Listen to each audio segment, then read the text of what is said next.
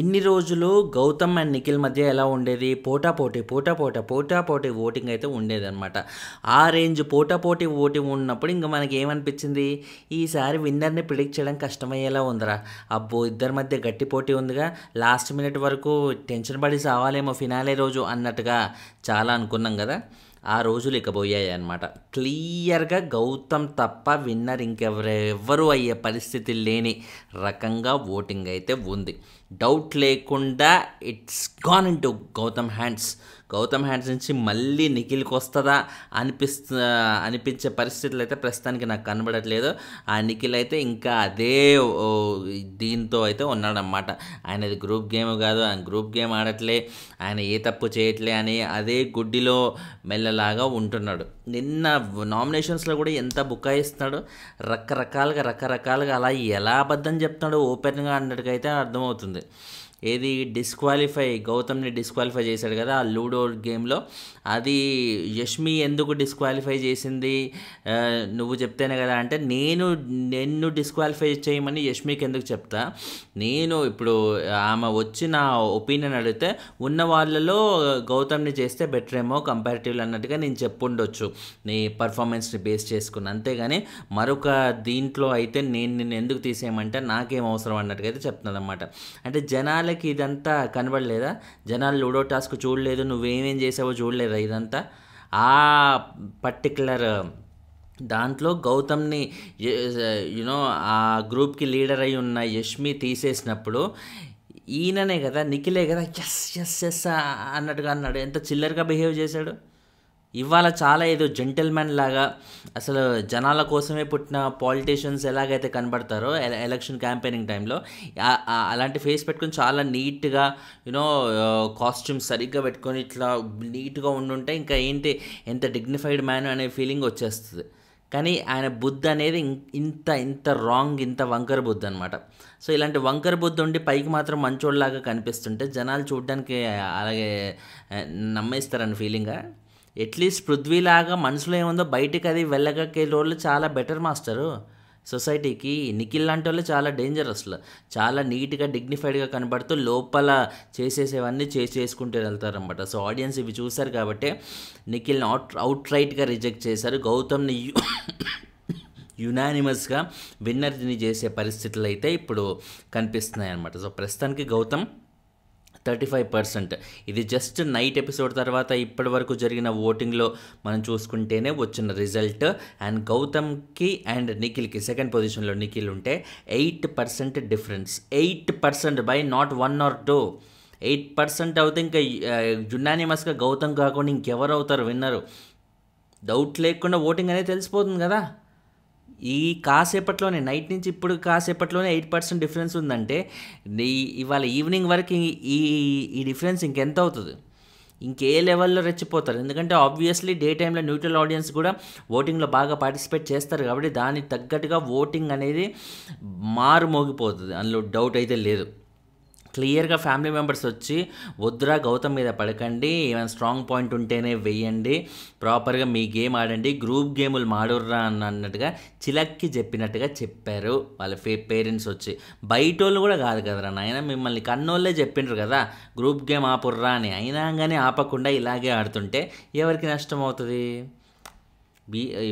వీళ్ళకి నష్టం కాదు, పృథ్వీకి బాగా లాభం అవుతుంది అనమాట. ఎప్పటికప్పుడు ఇంత వటుడు ఇంత అన్నట్టుగా అలా తన గ్రాఫ్ని పెంచుకుంటూ ఈరోజు అన్డిస్ప్యూటబుల్ కింగ్ అన్నట్టుగా బిగ్ బాస్లో తయారైపోయాడు. ఇంకా Gautam is going to lift the trophy master. రాసి పెట్టుకోండి ఇదంతే.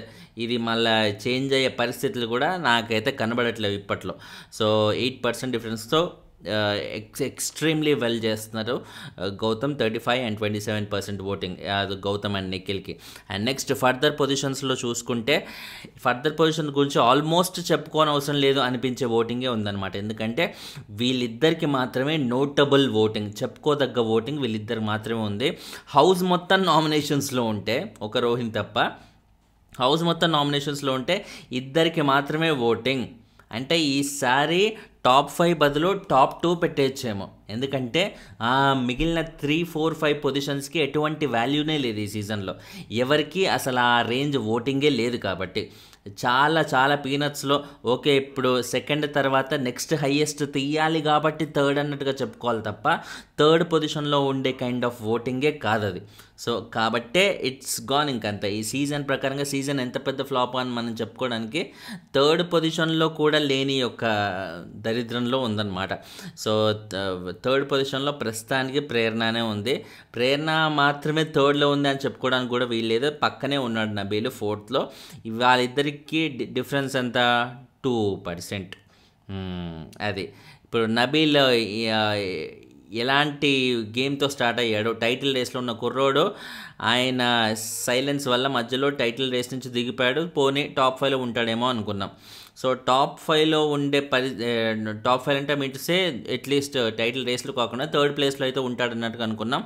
లాస్ట్ వీక్ వరకు థర్డ్ ప్లేస్‌లో ఉండే పరిస్థితులే ఉన్నాయన్నమాట. సో, ఇప్పుడేమైంది, థర్డ్ ప్లేస్ కూడా దొబ్బింది. అది కూడా జారిపోయింది కిందకి. సో, నబీల్ ఎలాంటి గేమ్ ఆడుతున్నాడు, ఎంతసేపు పృథ్వీకి భజన చేసుకుంటూ, నిఖిల్కి భజన చేసుకుంటూ, రోహిణిని మిగతా వాళ్ళని మాత్రం అనగదొక్కాలి, కిందికి తొక్కాలి అన్నట్టుగా ఇలా టార్గెట్లు పెట్టుకుంటూ ఉంటే ఆయన బాగుపడ్డానికి కాకుండా ఎదుటోళ్ళు నాశనం అవ్వాలని కోరుకుంటూ తద్వారా గేమ్ ఆడుతూ ఉంటే ఎవరికి నచ్చుద్ది? చూసే జనాలకి చాచిపెట్టి కొట్టాలనిపించదా? ఆ కొట్టేదేదో ఓటింగ్లో కొడుతున్నారన్నమాట. నబీల్ని కంప్లీట్గా ఇగ్నోర్ చేసి he is falling down. So, 11% voting Prerana third పొజిషన్లో ఉంటే 9%తో మాత్రమే సింగిల్ డిజిట్ ఓటింగ్తో నబీల్ ఉన్నాడు ఫోర్త్ పొజిషన్. అది కూడా నాకు తెలిసి ఈవినింగ్ కల్లా ఇంకా తగ్గిపోయే అవకాశమే ఫుల్గా ఉందన్నమాట. మరి చూద్దాం ఏ లెవెల్లో తగ్గుద్ది అనేది. అండ్ మిగతా పొజిషన్స్లో చూసుకుంటే అన్నీ ఎప్పటికప్పుడు ఈ పొజిషన్స్ చేంజ్ అయ్యేవే ఉన్నాయన్నమాట. ఎందుకంటే అన్నీ దగ్గరగానే ఉన్నాయి కాబట్టి.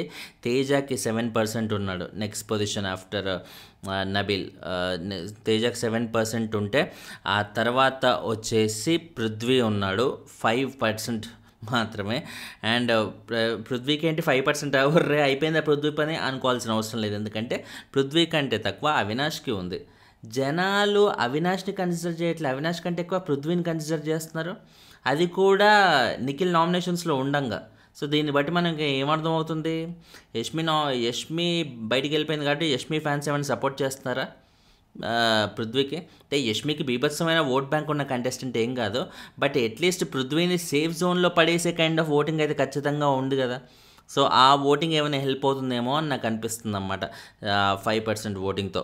అండ్ లాస్ట్ వచ్చేసరికి లాస్ట్ పొజిషన్స్లో మనకు క్లియర్గా అవినాష్ ఉన్నాడు 4% ఓటింగ్తో. అండ్ లాస్ట్ డెడ్ ఎండ్లో విష్ణుప్రియ ఉంది 2% ఓటింగ్తో.